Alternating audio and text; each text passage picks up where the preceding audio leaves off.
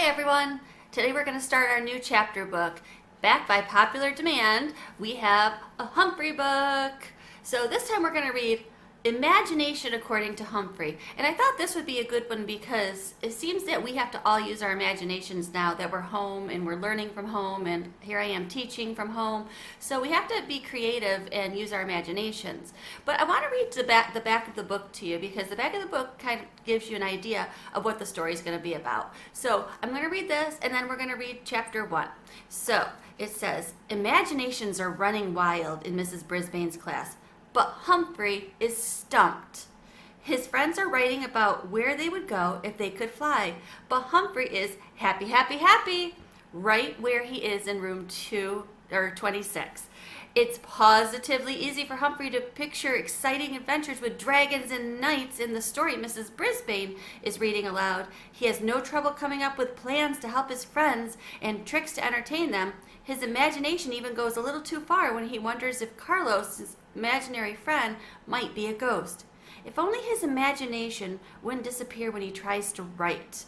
Luckily, Humphrey likes a challenge, and Mrs. Brisbane has lots of writing tips that do the trick. And this is also pretty appropriate now too, because guess what? We're writing our animal fantasy starting next week. So we need to get our imaginations going. And so I thought this would be a great book for us to read. So chapter 1 is called Imagine This. And these chapters are a little bit longer, so I'll try to pick up the pace a little bit as I read, and this way we can get through the chapters and you'll be able to stay focused on it. Here we go. Imagine this. The golden dragon bent his head low, and Gil Goodfriend crawled up his neck. When the dragon lifted his head, Gil was higher than the tower peak, which was the tallest mountain in the kingdom. It was after lunch, and our teacher, Mrs. Brisbane, was reading a book to everyone in room 26 of Longfellow's school, where I live. She continued. Hold on, the dragon said. We're going up. Suddenly, Gil and the dragon rose high above the village. Wind whipped through his hair. It was thrilling until the dragon suddenly veered to the right and swooped down low, grazing 10 treetops with his majestic fire-tipped wings. One treetop caught on fire, but luckily, the wind blew the fire out. Someone in the back of the room gasped. Mrs. Brisbane kept on reading. Are you all right? The dragon called to Gil. Surprisingly, he was perfectly fine. He was perfectly fine. My whiskers wiggled at the thought of flying over fiery treetops.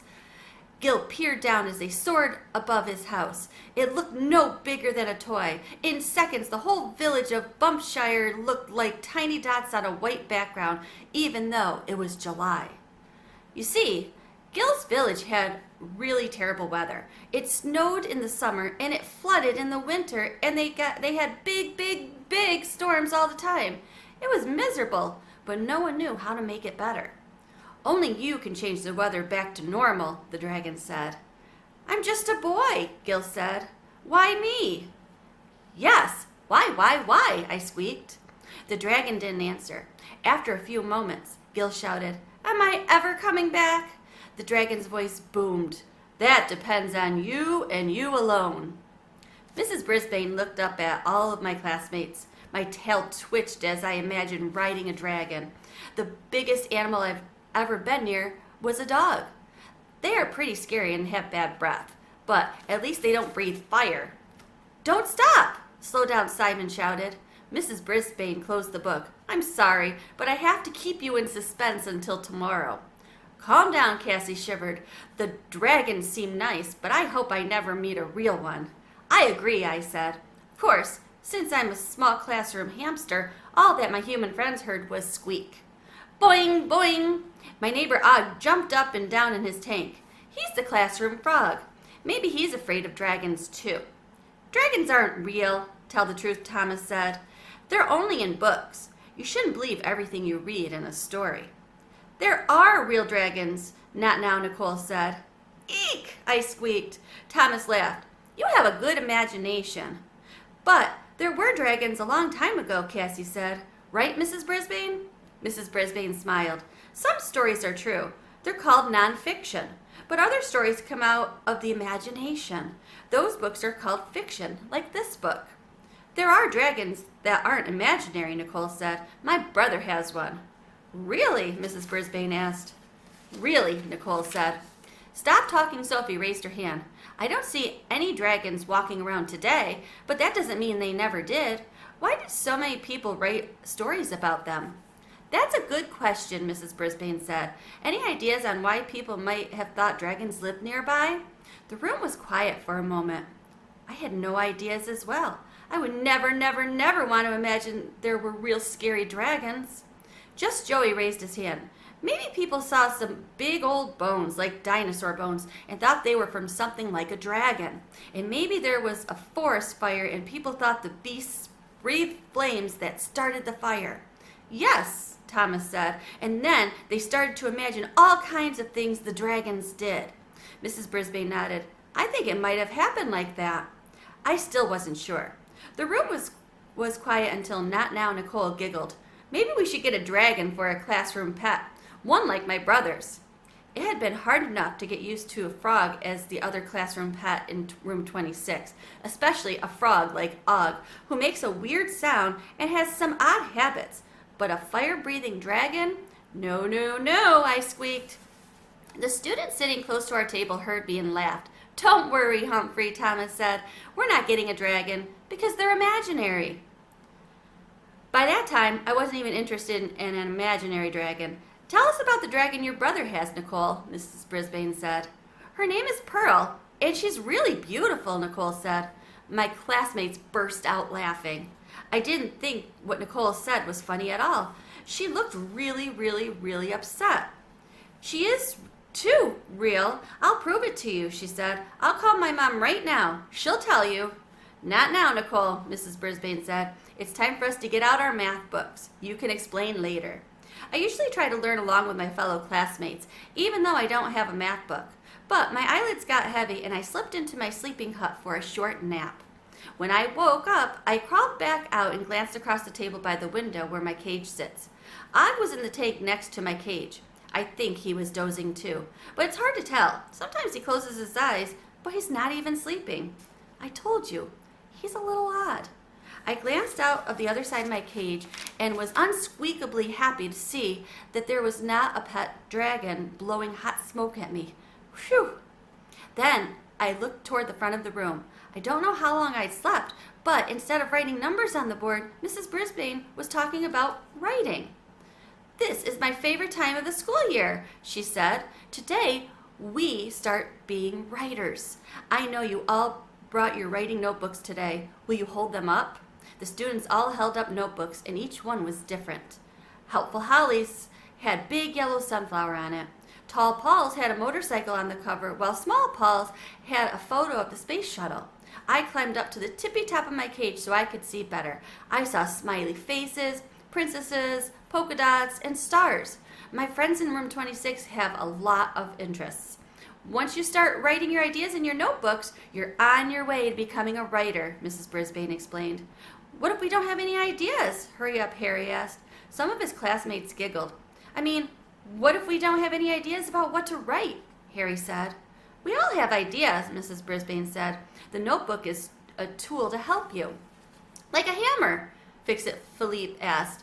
I know he likes hammers because he can fix just about anything. More of my friends giggled. Mrs. Brisbane laughed too. In a way, yes, it's a tool to help you learn how to find ideas and develop them. Helpful Holly laughed. I think Philippe would rather have a hammer. All right, enough joking, class, our teacher said. To get you started, I'm going to give you an assignment. Start by writing. She paused to write on the board. If I could fly, I would fly like a blank. And then fill in the blank however you like, she explained. You can start now, but the bell will ring soon, so bring your completed work tomorrow. Fly? Without a plane? Cassie asked.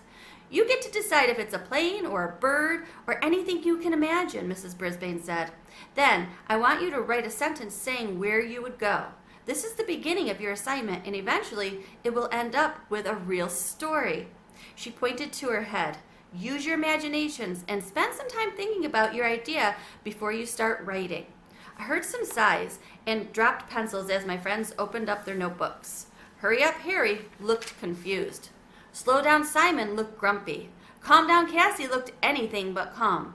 After they wrote down the beginning that Mrs. Brisbane assigned, they stopped writing. They just stared at the blank pages. Do we have to decide now? Do it now, Daniel asked. Start thinking now, Mrs. Brisbane said. You'll share your ideas tomorrow. Just Joey shook his head. I never know how to start, Mrs. Brisbane said. It sometimes helps if you brainstorm. Eek! Brainstorm? My ears wiggled at that word. Imagine having rain and lightning and thunder in your brain.